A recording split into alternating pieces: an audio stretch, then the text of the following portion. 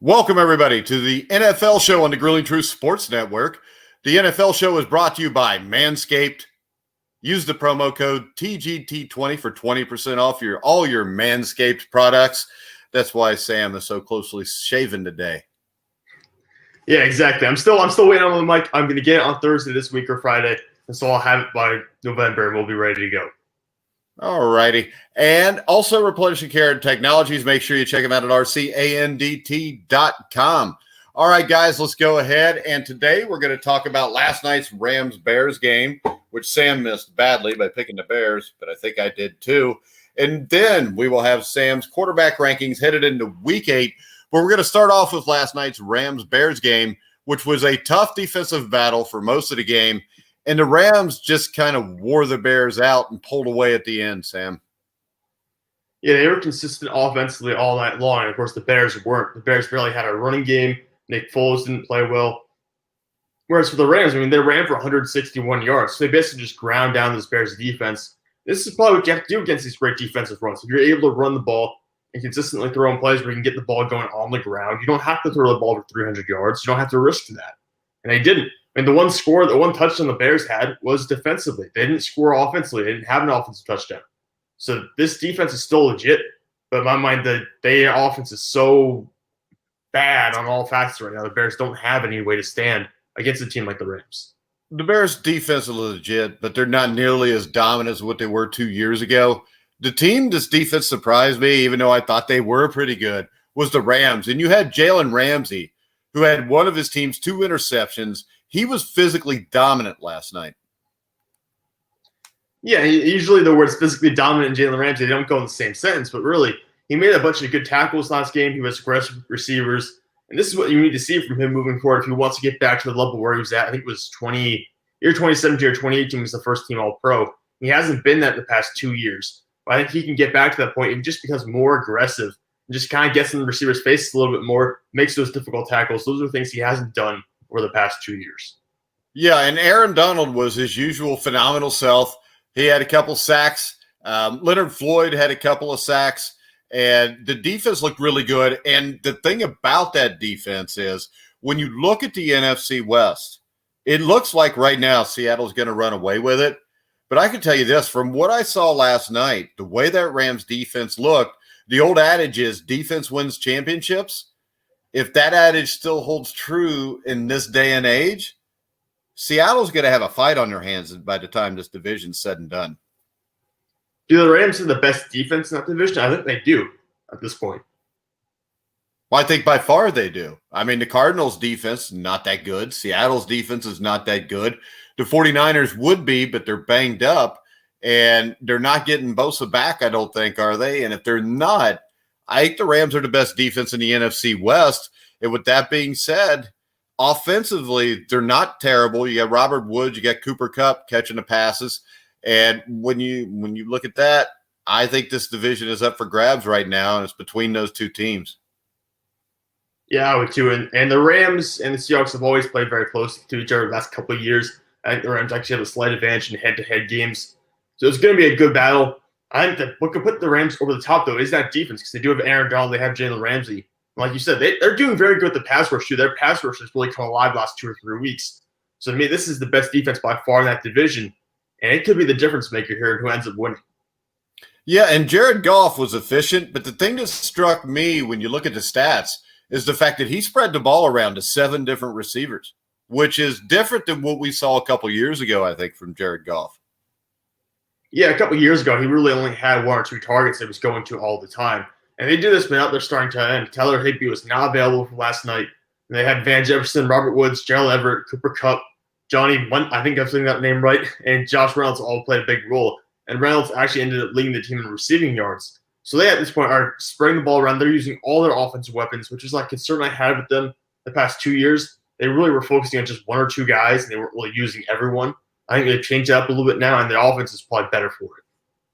Yeah, and the other thing that really stuck out to me, a good defensive team becomes even that much better when you've got a punter that can do what Johnny Hecker did last night. 5 punts all took residence inside the opposing 10-yard line. And when you can do that, they even set the Bears up at the 1 time. And especially just after the Bears cut the score to 24-10, he booms a 63-yard punt to the 6. And the Bears offense is not going to be able to drive 94 yards or 95 yards or 90 yards even at that. Hell, I don't know if they can drive 50 and score a touchdown. And to me, that could have been the difference in this game, was just the field position difference. Well, I think that last punt there probably sealed the deal, probably sealed the game, because the Bears don't have the kind of offense who can make that drive and do it very quickly. So, I mean, Johnny Hekker is one of the most important players on the field last night, because basically he took the Bears' offense completely out of the equation by sending them so far back. With Nick Foles and that running game, they're so inconsistent, you can't put together those long, extended drives. So by putting them in the 10, you basically neutralize their offense entirely. All right, let's do the drum roll for Sam Teets' quarterback power rankings. We do it every Tuesday here on The Grueling Truth. And today we're going to start off with Sam's top 5. If you want to throw them up on the screen, Sam. Yep, this is what we got to start it off. I got Russell Wilson at 1, Ryan Tannehill 2, 3 is Aaron Rodgers, 4 is Brady, and 5 is Patrick Mahomes. Now, I don't know if anything could be more surprising than Sam Teets putting Ryan Tannehill at number 2. And the thing about it is, they lose to the Steelers 27-24, but the reason they were in the game was not Derrick Henry. It was Ryan Tannehill. The Steelers did a really good job shutting down Derrick Henry for most of the game. He, I think, lost a 17-yard run in the second half. That was his longest run of the game. But other than that, he really was not a factor. It was Ryan Tannehill and A.J. Brown that played the biggest roles in keeping them in this matchup. And I mean, Tannehill, he's not made mistakes, and playing against a good Pittsburgh defense, breaking through for 220 yards and 2 touchdowns, that's a pretty good outcome. Yeah, number 1, Russell Wilson. What would it take Ryan Tannehill to pass Russell Wilson so you would have Ryan Tannehill at number 1?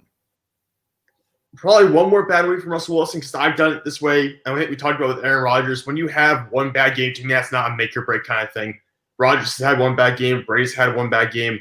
I kind of left them in relatively similar spots. I didn't really move them too far down the list. So to me, one bad game's not a make-or-break thing, but if you have another one, then I would definitely switch it. Like if Russell Wilson throws 2 interceptions next week, even if they win the game, I'd probably move him down to 2 and put Tannehill at 1. Now, I do have a problem here with this. I still don't think Ryan Tannehill deserves to be above Aaron Rodgers. I know you just don't really, Rodgers, and that's why you do it. I don't like Aaron Rodgers either. I think he's an arrogant ass. But he had one bad game. Outside of that, it seems like every game he's throwing 4 touchdown passes, Sam. And he doesn't have Derrick Henry. I mean, Aaron Jones is really good. Devontae Adams is really good. But I don't know. I think Aaron Rodgers should sit at number 2 still. I understand what you're saying here. I just have this switched up because, like I said, Aaron Rodgers had that one bad game. Ryan Tannehill has not had that bad game. He's had some kind of middle of the range of games where I didn't have like an outstanding play, but he hasn't had a bad game yet. Aaron Rodgers had one terrible game. And I mean, you're really kind of splitting hairs between these two guys and how they performed so far this year. So they both have been great. But I think that one bad game puts Aaron Rodgers down at number 3. All right. Number 4, Tom Brady. The problem with Tom Brady is he started off the season slow, which may keep him at least a few weeks from getting into this top 3. I think he will end up in the top 3. But Tom Brady over the last 5 weeks has produced 15 touchdowns and only 1 interception.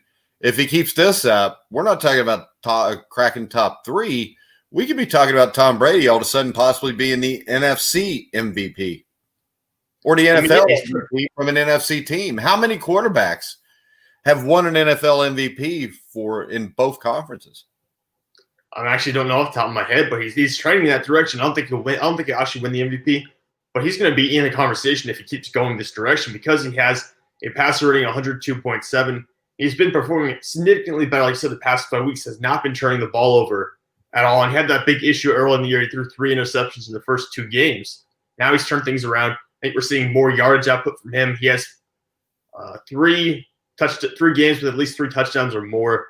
Tom Brady is still playing at an elite level. The age clearly has not caught up to him yet, and I think he'll be in the top 3 next week if anyone drops off whatsoever.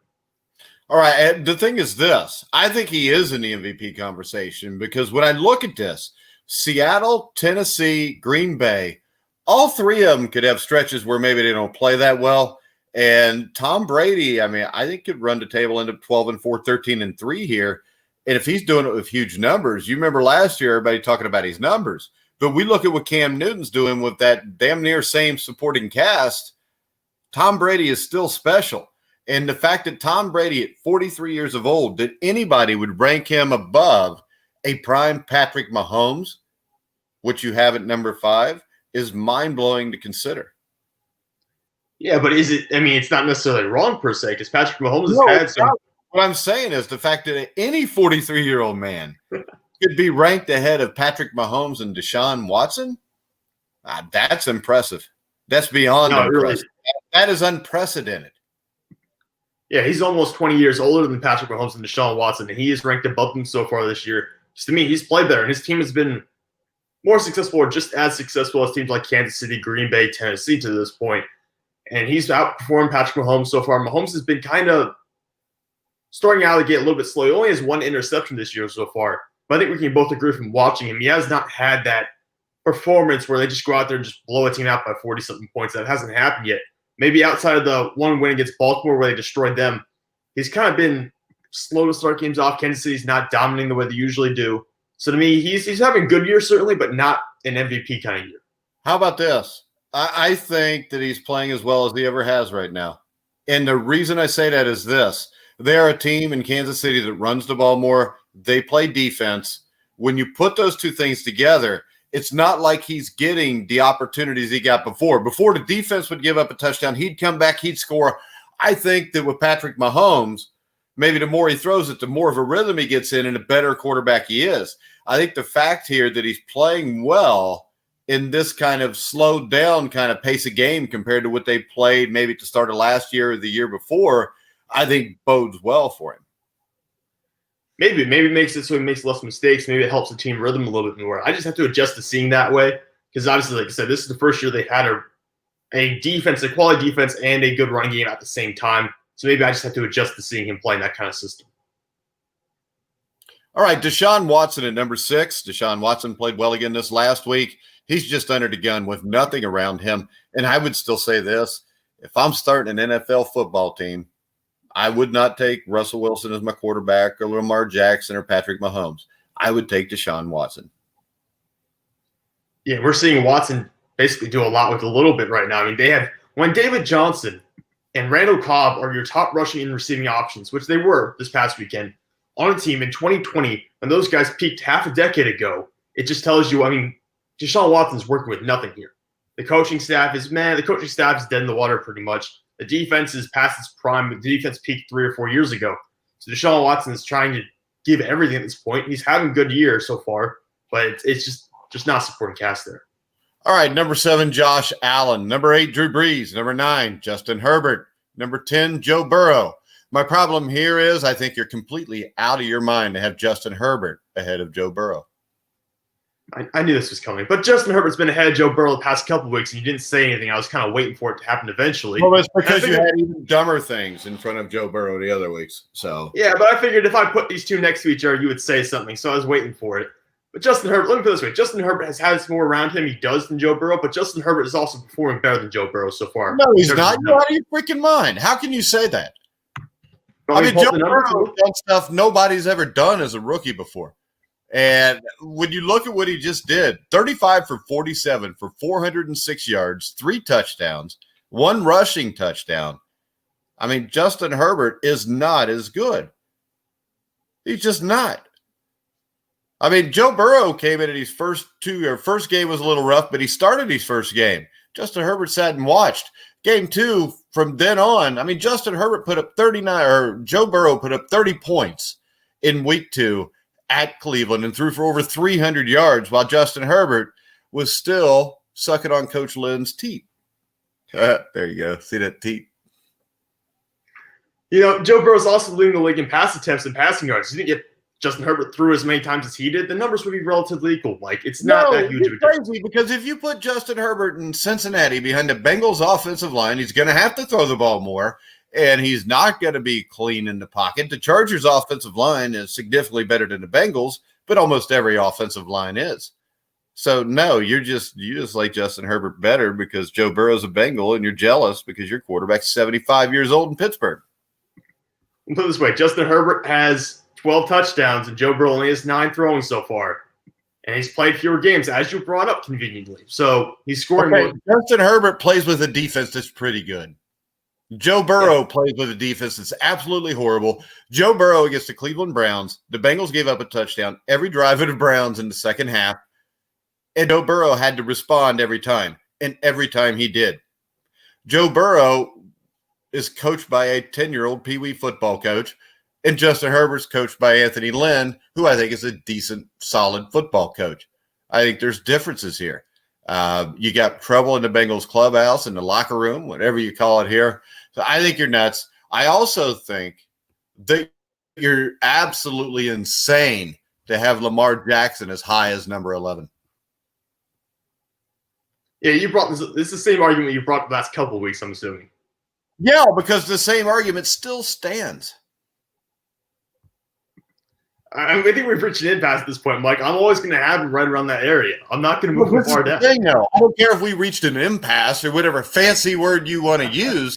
Right now, you cannot tell me Lamar Jackson is playing better than Teddy Bridgewater. Teddy Bridgewater just had a terrible week against the Chicago Bears. But he and Lamar Jackson both had bad weeks this year. Wait a second. Lamar Jackson's had like 3 bad weeks. I wouldn't call those bad weeks. They won the game fairly handily. He didn't throw the ball. Wait a second. Baker Mayfield destroyed the Cincinnati Bengals defense. Lamar Jackson threw for like 170 and ran for nothing against them. And they were held to, 20 offensive points. So don't give me that crap. And, I mean, the fact that you've got Teddy Bridgewater at 14 is disgusting. I mean, come on. He's coming off a game, where he had a passer rating of 128 in New Orleans and almost beat the Saints. Their losses to the Bears, Buccaneers, and Saints, probably all playoff teams, all close games. He's not playing. Name all Teddy Bridgewater's weapons on offense? Robbie Anderson, DJ Moore, Mike Davis. There you go. See, just proved my point, huh? DJ Moore and Robbie Anderson are pretty good receivers, Mike. Yeah, they're awesome. You don't seem to believe me. Lamar Jackson's also backed by a running game. They haven't really run the ball that well this year, honestly. Yeah. Who, the Ravens? Yeah, I don't think they have, right? I'm not hearing nearly as much about that. What? They haven't done anything near as well this year because now Lamar Jackson has to play quarterback. And when he has to play quarterback, he is a thrower. He's not a passer. And I can tell you this, Kyler Murray, not a big fan of Kyler Murray, but I think Kyler Murray's better. Derek Carr at 13 has had a better season. 14, you got Teddy Bridgewater's had a better season. 15, Jared Goff has played better this year than Lamar Jackson. And you ripped Teddy Bridgewater for the way he played against the Bears. But from looking at Jared Goff, 23 for 33 for 219 and 2 touchdowns, completing 70% of his pass against that Bears defense that completely shut down Teddy Bridgewater, would make me wonder why you have Teddy Bridgewater ahead of Jared Goff. No, that's a fair point, Mike. That's a fair point. Maybe I'm right. Just say it. You're right there. I wasn't connecting the dots there. I really wasn't. I wasn't looking back at that. All right. Let's go to 16 through 20. I always have a problem with this, even though I don't like him. Big Ben Roethlisberger, I know he had 2 touchdowns, 3 picks, but he won. His team's undefeated. He was 32 for 49, still on the season, only 4 picks. What the hell more does he got to do? He threw 3. Yeah, 2. One of the interceptions didn't even matter, but he threw 2 interceptions in this game. Wait a second. Wait, this Tennessee Titans team, you said a week ago on this show, maybe the best team in the AFC. Big Ben Roethlisberger went to Tennessee and beat them. And yes, he threw a couple interceptions towards the end of the game, but a last-second interception on a heave going into halftime was one of those. So really, if you take that away, it's 2 touchdowns, 2 picks, 268 yards, 32 for 49, and he beat the undefeated Titans in Tennessee. I'm just saying he had a lot of help there to win that game. That wasn't all Ben Roethlisberger. Let's face it. Look at the performances from the quarterbacks ahead of him this week. He did not perform as well as Teddy Bridgewater this week. He did not perform as well as some of these guys that are up there. Not as well as Kyler Murray. Wait a second. I'll tell you what he did do. He beat the Tennessee Titans in Tennessee. Teddy Bridgewater lost in New Orleans. Winning the game, there should be something to be said for that. There should be something. Jared Goff's team won the game because of his defense. Big Ben Roethlisberger, his team won partly because of him, especially in the first half. Yeah, that first half, I'll give him that. Big Ben played great in the first half. The second half is why he's down this low. He played terrible in the second half. The offense was basically, I don't know who was running the offense, what the calls were, but it was terrible, the second half offense. Yeah, I think any quarterback in the NFL who's 6-0 at this point or 7-0 at this point of the season, to be ranked 16th is a slap in the bearded face. I don't know, Mike. Didn't have a good game in the second half. Oh, my God. He's undefeated. Undefeated. Teddy Bridgewater, who's 2 spots ahead, is 3-4. Last week, Nick Foles was 1 game away from being undefeated last week, Mike. Huh? Nick Foles Nick Foles was undefeated as a starter last week. Nick Foles was he was close to being undefeated as a starter last week. He had 1 loss on the year. Just because he had only he was 5-1, Chicago was 5-1, did that mean that suddenly Nick Foles was going to be they'd only won a couple games with him. And once again, did Nick Foles play 7 games this year? Nick Foles has started what? 3 or 4 games? I think so, 4 or 5. And he's lost 1. Now, if Nick Foles would have won last night and won the other game he lost, or was that a Trubisky start? Either way, he's not 6-0. He didn't beat Tennessee at Tennessee. His best win was Tampa Bay at home, which is a good win. But the thing is, Big Ben keeps winning. Big Ben is why the Pittsburgh Steelers will win this division. Because the Steelers and Ravens both have really good defenses. And when it comes down to it at the end of the season and Pittsburgh's playing Baltimore for the AFC North Championship, Big Ben will make the throw Lamar Jackson can't. I'll say this. You're not wrong about this. Pittsburgh is going to win that division. And if they do, the difference is Big Ben over Lamar. Both defenses are stellar. Baltimore runs the ball better. If Pittsburgh's going to win this division, if you really think Pittsburgh's going to beat out Baltimore, you have to believe Big Ben's better than him because the Steelers don't run the ball better than Baltimore. Both offensive lines, I think, are shaky as hell, and both defenses are great. So what's the difference if Pittsburgh's going to win the division to you then? Pittsburgh's defense is significantly better. I don't know that it's significantly better, but I also know this. I think the Ravens also have the better head coach. As much as I hate to admit that, I've given John Harbaugh the edge in that category multiple times already on this program. So yeah, if you're you give him the edge on running the ball, you give him the edge in coaching. The Steelers are a little better on defense because I don't think you can say there's a huge divide between the two. How do the Steelers win the division then, Sam? They have a better overall offense. You look at the offensive production. Why do they have a better overall offense? Because they have a quarterback that can pass the ball. And better receiving quarterback that can run or throw. There's a difference between a thrower and a passer. Big Ben used to be a thrower. Big Ben's a passer now. And yeah, he threw a couple picks. If I tell you this, at the rate he's going, Big Ben throws 9 interceptions for the entire year, the Pittsburgh Steelers are going to be in the AFC Championship game. Yeah, they will be. They will be. They're going to win the Super Bowl this year, Mike. Yeah, they're not, but still, if they do, it's because Big Ben's that good. And I just think that it's really sad that you want to hate on him like that. Next up, Baker Mayfield at number 17. Did you know he completed like all 22 passes after the first 5 incompletions and 5 of them were touchdowns? Did you know that? Yeah, I do. I think it's in the article right there. I know what he did. I know he had a great game. But this is also against the Bengals defense that made Philip Rivers look good. This is not let's not act like this was against a really good defense. This wasn't. And for the year, he's not having a fantastic season so far. Don't be a hater. Jump up. Where was he ranked last week? He jumped from 26 let me ask you this. 9 spots. Hold on. We're going to go back to this. How did Lamar Jackson do against that atrocious Bengal defense that can't stop anybody? Oh, we're back to this argument again. Not that well. It always comes back. Okay, he was terrible. He was like 170 yards total against the Bengals defense. Baker Mayfield was slightly better than that, Sam. He had a passer rating of 135.6 in the game which is the third highest mark of his career. The thing that blows me away is that he's had higher passing marks 2 other times. I don't think your Baker Mayfield ranking is bad. I'm just wanted to bring us back to Lamar Jackson. All right, number 18, Carson Wentz. I think that is fair. I think that he's the reason they're going to win the NFC least. 19, Matthew Stafford. I think he played well. 20, Matt Ryan. I think he's in hell, which is Atlanta right now.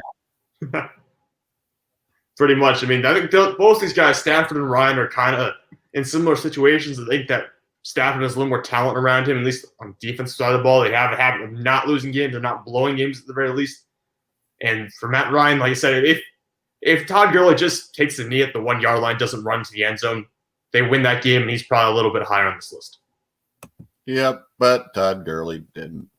Next up, we got quarterback rankings 21 through 25. We got Jimmy Garoppolo at 21. He's played really well the last 2 weeks, but he did throw 2 picks. He's got to eliminate the turnovers. 22, Gardner Minshew. I think Gardner Minshew is a dude that's done as much as he possibly could in the situation he's in, Sam. Yeah, and they've been talking about potentially benching him, which to me doesn't make much sense at all because unless you're trying to lose games, I guess. Because right now he is the guy on that roster who gives you the best chance of winning. And all things considered, with everything around him, all the lack of talent, all the issues, I mean, he's succeeded in a sense that he's performed at a quality level for a guy who was a low-round pick with very little help. This is probably a very good year for him. Number 23, Andy Dalton. That's atrocious. 24, Phillip Rivers is what makes it atrocious. At least Phillip Rivers is on a team that's 4-2. He started all 6 games. Even though it was the Bengals, remember, the guy you got at number 11 looked like trash against the Bengals. So I think Phillip Rivers should be ahead of Andy Dalton. It was very tempting. To me, these guys, Andy Dalton, Phillip Rivers, and Kirk Cousins, as weird as it sounds, those 3 guys are kind of in a little bit of a similar breath right now. I think you could throw Kyle Allen in there. I think Kyle Allen should be ahead of Andy Dalton.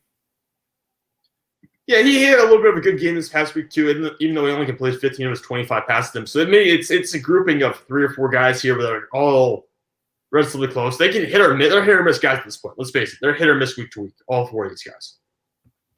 All right, 27, Tua. So you think Tua's played better than Nick Foles, who's won a few games?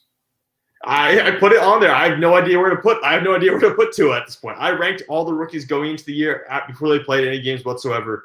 I'm doing the same for Tua. I think he'll be better than Nick Foles or better than what Nick Foles has been so far. It's a guess entirely. So you're just going to guess your power rankings. All right, that's how Lamar Jackson gets to number 11, I guess. Let's see. Number 29, Daniel Jones. It won't be long, and he'll not be on the list anymore. Number 30, Sam Darnold. I feel sorry for Sam. Bless his heart. He has no chance in New York.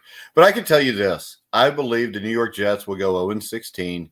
And they'll get to ruin Trevor Lawrence next. And that's what I'm afraid of. I mean, that's what's going to happen, though. You're right. This is what they do. Hopefully they get rid of Adam Gase, so at least it will be someone else who does it. Well, I mean, the thing is this. Sam Darnold will someday be a quarterback in this league that is respectable. And it'll make the Jets look bad when it happens. But really, when you look at the Jets' schedule, if you pull it up right now, Sam, tell me who you think they could even possibly beat. I'll pull it up right now, but yeah, it's not going to look good for the Jets. I mean, they've had so many issues just all over the football field this year, both sides of the ball, and they're playing. Oh, they get Kansas City their next game. They have New England in week 9. That might be their best shot. Of that. That's how bad New England is. But it's not a game where I really hold my breath and think they might pull it off. And then after that, Chargers, I mean, they got a pretty well-rounded team. Miami's been fairly good. Raiders, Seahawks, Rams, Browns, Patriots again. So if they're going to get any wins, it would be one of the Patriots games. Yeah. So they're at a point where their only hope to win a game is to beat Bill Belichick. Which is not a very good – without Adam Gase as head coach. It doesn't give you a lot of hope. Well, actually, no matter who's on the team, the Adam Gase thing just gives you no hope. Pretty much. Hey, there was a stat like with Le'Veon Bell that he had no 15-yard carries during his time with the Jets, and in his first game with the Chiefs, he had like 2 15-yard carries. Adam Gase ruins whatever he touches. You know what? I bet when Drew Lock was a senior in high school, if you'd have told him 5 or 6 years from now, you're going to be ranked right behind Cam Newton as an NFL quarterback, he'd have probably been pretty pumped up. What do you think? No, I think he would have loved that. I think he would have thought he would have been one of the best quarterbacks in the NFL, but that's not how this year is going. No, unfortunately for him, it's not. Cam Newton's probably going to be looking for a job also. Sam, is there anything else we want to discuss? I got one for you. Yeah. Are the Buffalo Bills in trouble? No. I know that they had a close one against the Jets, but to me, I think that's all they need to do. They just need to get things turned around. I think they'll be fine now. They're not going to be – I'm not going to put them in the same level as the Steelers or the Titans or even the Chiefs right now. I think they're a little bit lower than that. But at the same point, I think they just need to win and get this thing turned around. All righty. Are they in trouble? Are they in trouble? Probably not. I mean, the thing is this. A lot of times I think teams are in trouble or teams like the Steelers that start the year off 6-0 or 7-0 because – you could probably pull the history of it up right now. But I remember a lot of Colts teams with Peyton Manning starting out seasons 11-0, 13-0. And it seems to me like probably playing your best football the first half of the season is not always conducive to winning a Super Bowl. Because I think what we see is Kansas City last year, up to week 11, looked pretty shaky, especially defensively. They lost to the Colts at home because the Colts ran the ball down their throats. I think they lost another home game. And then they got hot week 11 or 12. To me, that's when you want to start to peak. And I think that all too often we see teams that have great starts like this, like the Steelers are. And it's not a shot at the Steelers, but it would worry me if I'm a Steelers fan that this team has peaked right now and then may start to regress a little bit. I do think the chances you have here, I mean, the big worry is if Big Ben goes down. Yeah. And he's always one injury away from missing a couple of games. Yeah, and if that happens, all of a sudden you're not winning the division. If he misses the rest of the season, hell, you might be sitting at 9-7, just barely slipping in. Because even though no matter how good the defense looks, is Duck Hodges still the backup? I think it's Mason Rudolph, unfortunately. I'd rather have Duck Hodges myself, but when you look at that causes issues. But are the Carolina Panthers a legitimate playoff contender? They're 3-4. Christian McCaffrey just got designated to return from injury, so probably not this weekend, but the next weekend he'll be back on the playing field. I think they're a legitimate wildcard team. I really think they are. I mean, they're 3-4. They just held their own against the New Orleans Saints, and they lost by like 3 points maybe. I think they are a legitimate playoff team. It just comes down to can they finish the year off strong. I think that final stretch of the year, the final 4 games is really going to turn out and determine what kind of character this team has. All right. I'm pulling their schedule up right now. I know they play the Falcons next, which should be a win. But then they go to the Chiefs. But, of course, the Chiefs have a tendency to play down a little bit to the competition sometimes, which may give them a chance there. Trying to pull up the rest of their schedule. My computer is not. Oh, they have after the Chiefs, they have the Buccaneers, which is going to be a tough one. Then it's the Lions, Vikings, and Panthers, 3 games in a row. Those should be 3 probably wins. And then they finish the year with the Packers, Washington, and then the Saints again. Yeah, so if they're 3-4 right now, you figure they win this week 4-4, lose to the Chiefs 4-5, lose to the Bucks 4-6, beat the Lions 5-6, 6-6, 7-6. I think the key there is that stretch of the Lions, Vikings, and Broncos. Then you go to Green Bay 7-7, you beat Washington 8-7, and then it may just come down to that last game against the Saints, whether they can get in or not. And the problem for the Panthers is the Bucks are good enough that maybe the Bucks and Saints, maybe that game actually means something for the Saints then. Yeah, if they're going all out there in that final week, it'd be really hard in Carolina. Because we still have to consider that the NFC West right now, as what every team in that division is over 500, I think. So that's going to be when it comes down to playoff time, it's going to be very difficult for the wild cards considering how many teams are playing well in that division. Yeah, because we know nobody from the NFC East is getting in as a wild card. Yeah, no, not at all. And NFC North, maybe the Bears. NFC West, y'all 4 could get in. NFC South, you got to figure the Bucks and the Saints are safe. 2 there, 3 from there. The other 2 divisions each get 1. I don't know. I think what this is breaking out with both is that last playoff spot, you might have to be 10-6 in both of it or both conferences now. And that would be great, right? So what we were talking about when they expanded the playoffs was, well, what's going to happen now when they let 7 and 9 teams get in? And instead, it's going to be basically whoever from the NFC East wins is going to be probably 7 and 9 or 6 and whatever. But at the same point, you're going to get a lot of 10-win teams in the playoffs this year, even in the wild card spots. Yeah, which is good for football then. What's bad is if all of a sudden you're running with 7 and 9 and 8 and 8 teams, which I'm sure we will eventually do because of the extra added playoff team.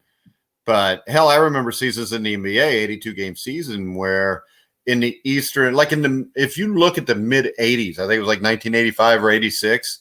Only like 30-win teams or 37-win teams getting in. There was 30-win teams. I think the Bulls in 84 or 85, Jordan's rookie season, I think they only won like 28 regular season games because that was the year Jordan got hurt and only played. I think he might have came back for like the last week of the regular season, and they snuck in with like 28 or 30 wins, and then got bludgeoned by I think it was the Milwaukee Bucks that year, but I'm not sure. It might have been the Celtics. I can't remember. 84, they went 38-44, and they lost to the Bucks in the first round. Next year, they went 30-52 and lost to the Celtics in the first round. Yeah, because that was Jordan's second year, but that was the year where he was hurt most of the season. He broke his leg or some crap like that. And if you look at like the 85 NBA playoffs, it was either somewhere around 84, 85, 86. I think it might have been like half the teams weren't even 500, or at least 3 teams that weren't. Yeah, so it's basically what we're saying is it's good to have some competition level and have a high level of competition in the NFL right now and get a bunch of 10-win teams in. Yeah, because the NBA playoffs used to be a bunch of first-round sweeps. All right, Sam, did you get your Manscaped yet? No, I said it's going to be here probably Thursday. I'm waiting with bated breath. I actually used it last night, and all the reviews online where they talk about how you end up bleeding all over the place is not true if you're not a moron. If you're a moron, you probably don't want to use it or have somebody use it for you. But if you're not a moron, it actually does work. That's good to know, Mike. Yeah, just be careful because you never know. You may have a high opinion of yourself and really be a moron. And next thing you know, you're bleeding out from your balls and having to go to the hospital. But overall, I would recommend the Manscaped. You can use the promo code TGT20 at the Manscaped website. We've also, I think we got a banner on the Grueling Truth page about halfway down on the right where you can see it. You click it, use the promo code TG20. So, Sam, we will be back tomorrow. Will we have your NFL power rankings ready to discuss? Yep, they'll be ready. All right. He'll overrate the Steelers probably, or maybe not, since he put Big Ben like the 40th best quarterback out of 32 in the NFL. But remember, you can hear all of our podcasts on iHeartRadio, iTunes, TuneIn, Spreaker, Stitcher, Spotify, wherever you find sports podcasts. You can hear us live every day on Facebook, YouTube, Twitch, Periscope, and you also get content from me and Sam and others on the Grueling Truth, which you can only get exclusively on Rockfin. Make sure you go sign up for a Rockfin account. You can sign up for free to get all the free content, and it's $9.99 to get the premium content. But you don't just get our content. You get thousands of other people out there that put out great content like Jason Burmis, Tom Lemming, if you like college football, especially football recruiting for colleges. So it's not just us you're paying for thousands of other ones. And the great thing there, it's not like YouTube. It's not run by Google. They're not going to censor anybody. So you actually have a right to have your opinion there without being taken down.